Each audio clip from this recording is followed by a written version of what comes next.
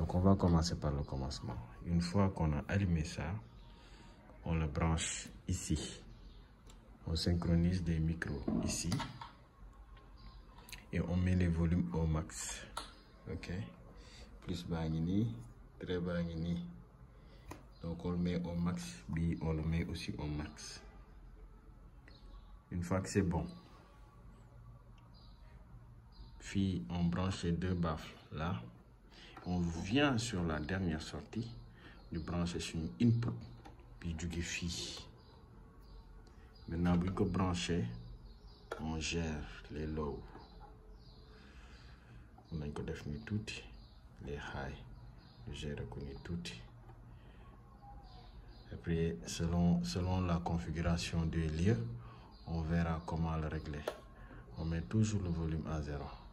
Ici aussi le volume à 0, le tout, le volume à 0, avant de tester.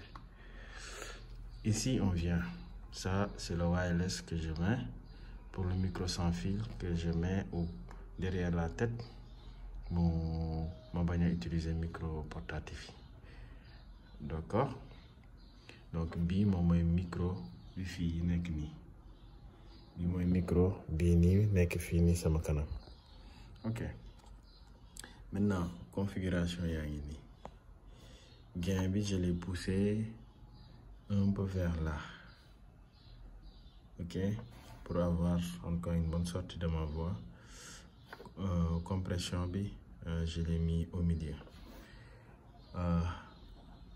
High, je l'ai mis au maximum. Middle au middle. Low un peu comme gain bi fi la nek. FX bi c'est recommandé de le laisser ici. FX bi mom moy tax bu ñu dugalee effet fii nii ñu activer effet bi mu mën a génn mais buñ ko activer ci bande son bi jóge ci ordinateur soit musique wala kii du ñëw affecté wu fii parce que dañ ko def 0. ok effet yi sonore yi mën na nekk fii kii di wax ci micro bi mu am dialogue entre celui qui a l'effet et celui qui n'a pas d'effet. Donc l'autre micro on peut le mettre comme ça. nga xamante ni man sama micro rek moom mooy jàpp effet. Left and right équilibré toujours. Volume à 0 pour le moment parce qu'on est en train de faire des tests. Voilà, effet bi la dernière fois ba ñu enregistré moom la ñu activé woon donc à désactiver. Léegi effet bi suñ bëggee effet bi appliqué à 100% si voix bi dañ koy def 10, sinon ñu appliquer ko aussi recommandé. Donc bi en fait moom mooy gérer bii fii nii moom mooy gérer sortie fon bi moom mooy jaar nii ñëw fii. ok moom volume am moo ngi nii volume am boo ko yokkee monitor fon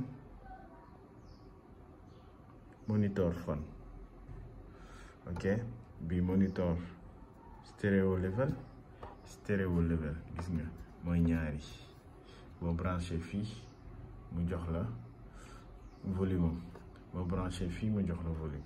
Maintenant fii gannaaw amul condensateur jaru ko donc on garde le volume ici 0 parce qu'on n'a rien branché ici amul changement. Donc ñun volume bu ñu intéressé mooy fii. ok léegi fii mu wàññeeku 0 wala mu yokk 0 ça change rien sur l'ordinateur apparemment. ok donc lii sorti la rek volume sorti légère. Donc fii buñ ko yokkee ba mu sës fii mën na noppalu tuuti mën na am volume bu gën a baax pour bañ mu saturer ampli bi. Donc fii nañ ko jox volume bu mat sëkk ba nga xamante ni du yàq dara ci kii bi. C'est clair. Léegi nag dañuy taal ñu xool mais on a mis en marche, tous les volumes sont à 0. Donc les volumes que nous intéressent pour baaf li génne son mooy bii ak bii mais balaa ñuy laal bii ak bii nañu ñëw laal fii ba pare. Suñu micro fii la nekk donc buñ ko yokkee tuuti ñu yokk fii tuuti fii sax mu ngi woon 10 waaw ñu def test dóor micro bi gis ne fii mu ngi tàkk d'accord mu ngi tàkk def nañ suñu réglage yi fii yëpp léegi dóor nañ suñu volume fii léegi li des mooy fii lii effet bi la moom lañu laal fii nii effet recommandé ok instant yi mu ngi ci 24 bi voix Dark Vador ok léegi fii suñu volume yi baax na comme ci biir kër laa nekk damay wàññi fii parce que booy ñu ngi nelaw léegi bu ñëwee fii ñu yokk fii tuuti commencé dégg sama voix ci ci baaf yi di génn voilà léegi volume bi mu ngi ñëw ok léegi ba mu bëggee activer effet bi ñuy def volume recommandé fii def ko fii damay bës fii jël réglage bu gën ma bës fii mu commencé joxe voix wu effet bi gis ngeen voix bi nu mu changé baafu yaa ngi ne lay voix bi changé na su ma ko bësee nii voix bi changé delluwaat na normal ok jusqu'ici on me suit alors dañu bëgg a teg musique bu jógee ci ordinateur musique de fond fii dañuy ñëw YouTube parce que branché nañ câble sorti audio bi fii sorti audio bi ñëw dugg fii gis nga volume am nekk fii bëgguñu effet bi appliqué wu ci son bi donc dañuy wàññi effet bi 0 mais micro invité bi bëgguñu moom effet dañ koy wàññi 0 ok d'accord léegi on va mettre de la musique ici mooy ni YouTube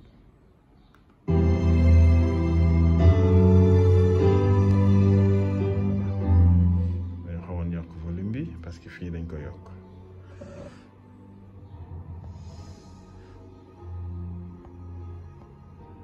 voilà léegi mën nañu teg son en même temps di wax mu ngi nii ñu ngi wax son baa ngi daw ci suuf su bëggee plus de son moins de voix ñu wàññi voix bi yokk son bi donc nii rek lay demee léegi bu ñu appliqué effet bi fii ci voix bi rek lay appliqué wu mais son bi dina des même timbre léegi xaaral ma woon leen léegi dama wàññi naa volume son bi bu ñu yokkee fii gis ngeen bu commencé appliquer effet bi donc ci musique c'est pas recommandé du tout donc toujours def ko 0 invité bi aussi bi wax ci micro yi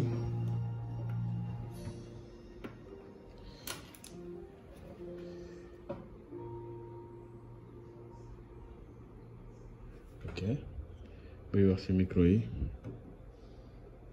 maa ngi nii di wax ci micro bi donc moom tamit amul effet et pourtant effet bi c'est activé ici mais soit micro bi directeur bi lañ koy jox wala kenn ko bëgg a exprimer wu donc moom it soxlawul effet donc dañ ko garder micro normal ok donc en résumé voici on branche fini câble bi moom mooy sorti audio bi pour ñëw ci ordinateur nekk USB dès qu'on le branche par exemple dañ ko débrancher voilà mën nañ def non ok quand on le branche ici l'ordinateur le détecte il va te dire mais périphérique bu bees am na est-ce que tu as envie de l'utiliser nga ne ko oui bu jox yóbbu la ci préférence yi nga ne ko ici entrée audio MGUX XU MGXU moo nekk nii MG10XU donc MGXU la koy affiché MGXU la koy affiché ici donc suñu bëggee enregistrer son bi jógee ci table de mixage bi il nous faut dans les périphériques entrer par défaut mu nekk MXXU MGXU. Alors si on fait OK, si au cas où il ne le propose pas, c'est dans préférences préférence. Préférence, non, on est dans Adobe Audition, préférence, matériel audio. Dans matériel audio, on a la même fenêtre. Et dans cette fenêtre, on vient choisir dans la liste MG, micro intégré, moment sur ordinateur. Il ne faut surtout pas sélectionner B. C'est la meilleure façon de détruire le projet. Donc, fiche B. Sortie intégrée, moment fiche. Donc, si vous voulez son bi sur ordinateur, di génn ci Bafli, ba paré Adobe Audition di ko enregistrer, donc sortie intégrée la ñuy def. Par contre, faut pas commettre l'erreur de réécouter son enregistrement, sinon tu réenregistres ce que tu as écouté. Parce que li nga enregistré fii day génnaat fii di ko enregistré waat, c'est n'importe quoi, faut pas faire ça. Donc dès qu'on se met à enregistrer sur Adobe Audition, jusqu'à la fin, on n'arrête pas l'enregistrement. Et on fait les tests avant de commencer. Et une fois qu'on lance l'enregistrement, on ne réécoute pas. Ok, là c'est bon. Notre fichier peut être lancé. Alors, instant ici, je clique sur enregistrer. Normalement, le son, le volume il est bas. Il est bas. Voilà. Bon, son bi ça va déranger. Donc j'ai mis le son ici à 0. Donc fi ma yok son entrée ou musique bi. Gis ngeen mo ngi enregistrer musique bi. OK? Maintenant, je veux qu'il enregistre ma voix et la musique faiblement. Donc je réduis la musique ici. Gis ngeen mo ngi ni réduire la musique bi. Ma yok sama voix. OK? Sama voix mo ngi ñew. Ma ngi ni di wax. Check. Et musique baa ngi daw ci suuf su ma noppee musique baa ngi daw ndànk ci suuf léegi fii bu ma yokkee volume bi musique bi di imprimer normal ci enregistrement bi